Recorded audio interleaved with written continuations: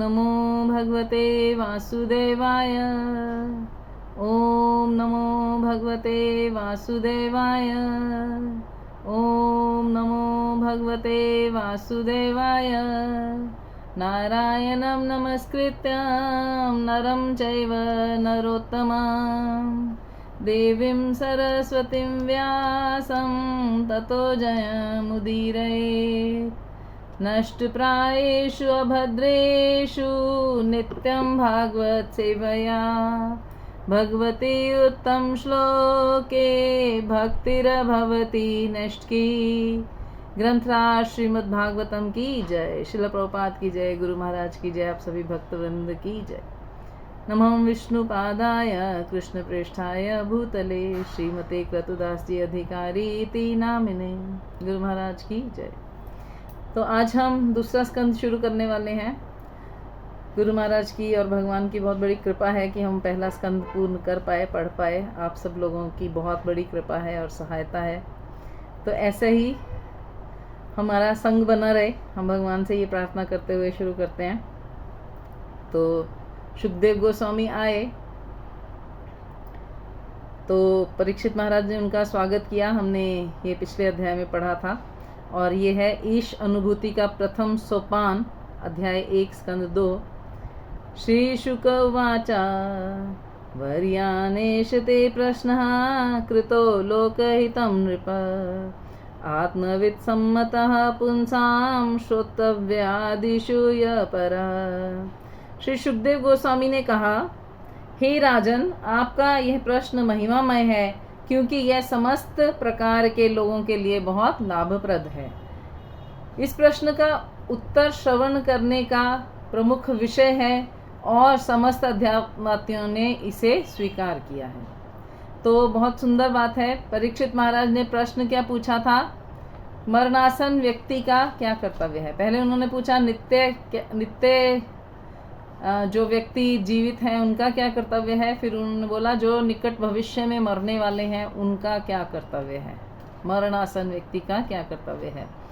तो श्री सुखदेव गोस्वामी कहते हैं यही एक प्रश्न है जो श्रवण करने का प्रमुख विषय है। इसका उत्तर ही हमें श्रवण करना चाहिए और सारे विषय सेकेंडरी हैं। हमें पता होना चाहिए कि मरणासन व्यक्ति को क्या करना चाहिए, उसको क्या सुनना चाहिए, क्या बोलना चाहिए, क्या खाना चाहिए, कैसे रहना चाहिए, कैसे व्यवहार करना चाहिए, ये सब हमें पता होना चाहिए। तो तात्पर्य में श्रील प्रभुपाद कहते हैं यह प्रश्न स्वयं ही इतना उत्तम है, यह श्रवण करने का सर्वश्रेष्ठ विषय है कि मरणासन व्यक्ति को क्या करना चाहिए। ऐसा प्रश्न करने तथा श्रवण करने मात्र से मनुष्य को जीवन की सर्वोच्च सिद्धि की अवस्था प्राप्त हो सकती है। चूंकि भगवान कृष्ण आदि परम पुरुष हैं, अतएव उनके विषय में कोई भी प्रश्न मौलिक या पूर्ण है।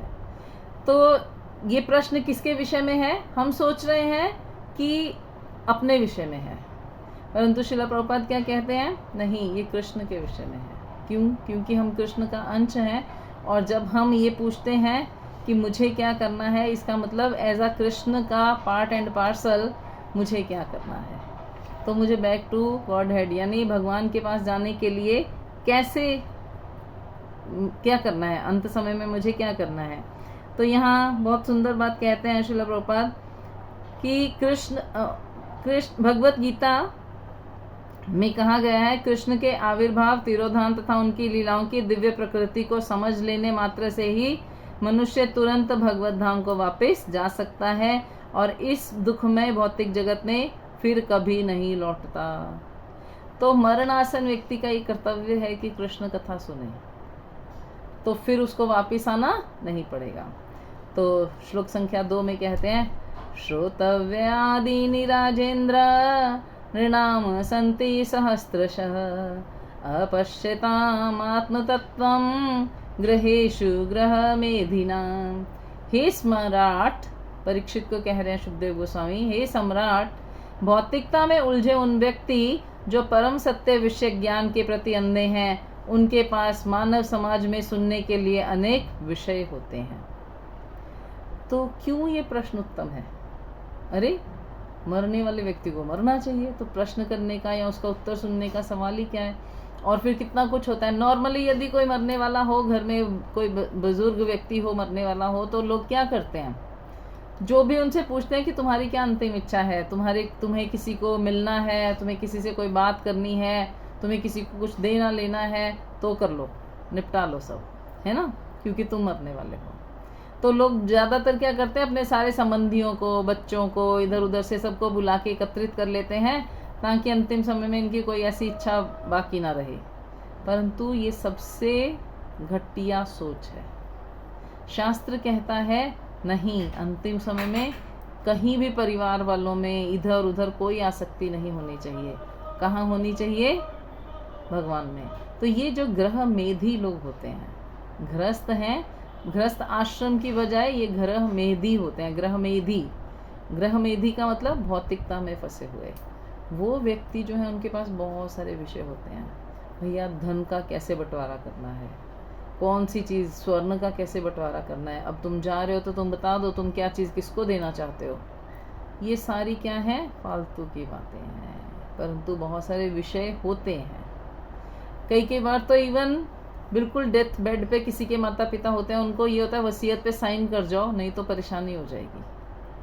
कोई ये नहीं सोचता ये जाने वाली आत्मा का कैसा आसक्ति रहेगी, कैसा बंधन रहेगा वो अंत समय में जो क्रिया करेंगे उसके साथ। तो यहाँ पे श्रील प्रभुपाद कहते हैं, भगवत धाम वापिस जाने की विधि है भगवान तथा उनके नाम रूप गुण लीलाओं साथ समान तथा विविधता के विषय में श्रवण करना। मूर्ख लोग ये नहीं जानते, वे तो प्रत्येक नाशवान वस्तु के नाम रूप आदि के विषय में कुछ न कुछ सुनना चाहते हैं। वो नहीं जानते कि सुनने की प्रवृत्ति का सदुपयोग परम कल्याण के लिए कैसे किया जाए। देखो हम सब ना कुछ सुनना चाहते हैं, तो हमें प्रवृत्ति है सुनने की। यानी यदि हमें कहा जाए कान बंद कर लो तो हम नहीं कर पाएंगे। और कान पे ना ढक्कन भगवान ने लगाया नहीं है, क्योंकि देखो मुंह बंद हो सकता है, आंख बंद हो सकती है, परंतु कान बंद नहीं हो सकता। तो यानी सुनना हमारी सहज प्रवृत्ति है, परंतु क्योंकि हम उसका सदुपयोग नहीं करते, हम उसका दुरुपयोग करते हैं, इसलिए फंस जाते हैं। तो इसीलिए हम क्या करते हैं, मिथ्या साहित्य बना लेते हैं, मूवी सुन लेते हैं, कथाएं सुन लेते हैं, कोई बातें कैसे भी सुन लेते हैं, परंतु कभी भी भगवान के बारे में श्रवण करना नहीं चाहते। तो इसीलिए हमें क्या करना पड़ेगा, अपने श्रवण की प्रवृत्ति का सदुपयोग करना पड़ेगा। सब में प्रवृत्तियाँ, सब कुछ ना कुछ सुनना चाहते ही हैं। तो नेक्स्ट श्लोक में कहते हैं, श्लोक संख्या 3 में, निंदया ह्रियते नक्तं वयवायेन च वावयः दिवाचार्थे हया अर्थे इहया राजन कुटुंब भरे नवा।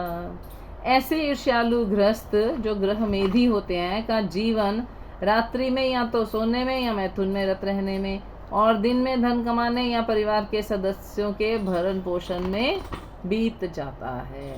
तो नॉर्मली यही हमारा लाइफ है, रात को सो जाओ और दिन भर काम करो तो धन कमाओ।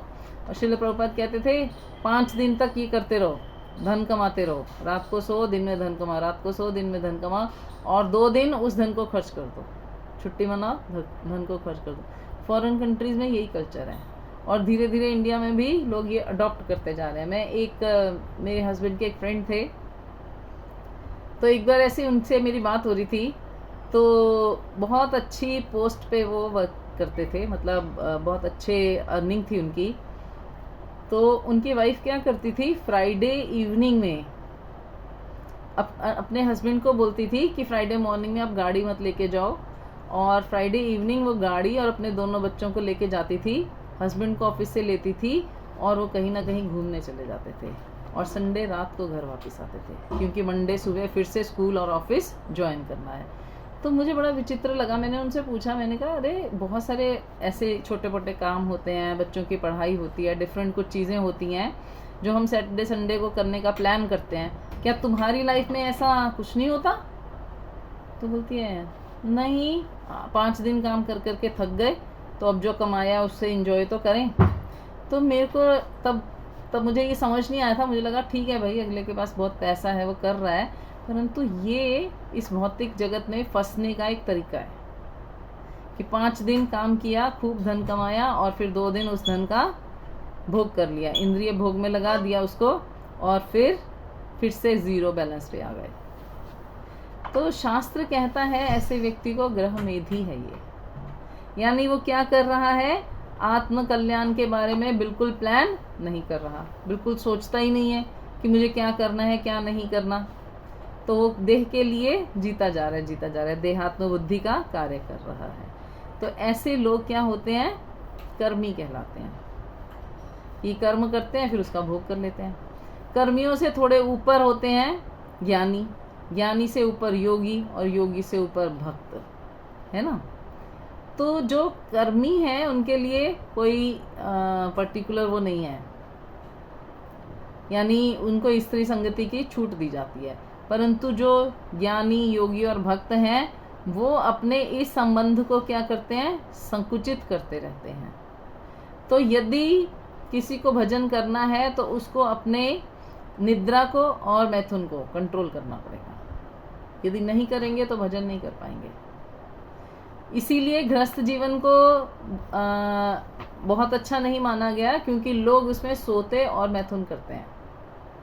अगर ये दो चीज़ें कंट्रोल में हो जाएं, ये दो चीज़ें आपको ड्राइव ना करें, यानी आप अपनी मर्जी से सो तो सो, नहीं तो आपको नींद सताए ना, तो फिर ये गृहस्थ जीवन बुरा नहीं है, तो वो गृहस्थ आश्रम हो जाएगा, ग्रह मेधी नहीं रहेंगे हम।